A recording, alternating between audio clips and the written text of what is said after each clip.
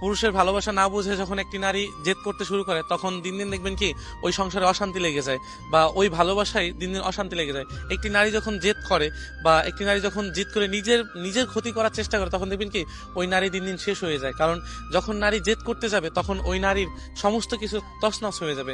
এই নারীর জেদের কারণে সংসারে অশান্তি লেগে যাবে, সুন্দর সাজানো সংসারগুলো এলোমেলো হয়ে যায়। পুরুষ যখন জেদ করে তখন ভালো কিছু ঘটাতে সক্ষম হয়।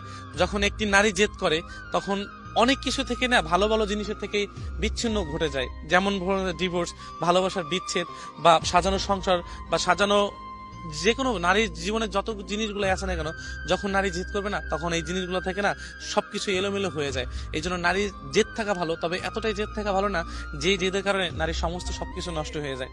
কারণ একটি পুরুষ চায় যে তার শখের নারী বা ভালোবাসার মানুষ বা সংসারটাকে সুন্দরভাবে সারাদিন কষ্ট করে গুছিয়ে রাখার জন্য।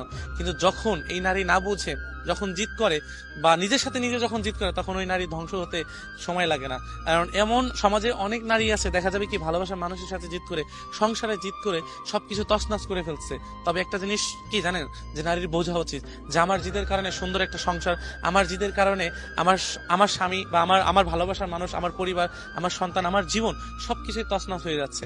তবে নারীর জিদ থাকা ভালো, তবে এতটাই জিদ থাকা ভালো না যে জিদের কারণে নারী ধ্বংস হয়ে যেতে পারে।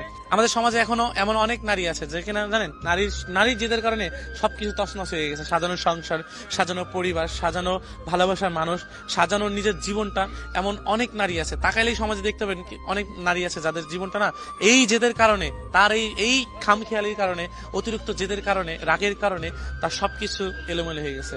সো এইসব জেদ যারা করে না, তারা আসলে পুরুষের ভালোবাসা পাওয়ার যোগ্য আমি মনে করি না।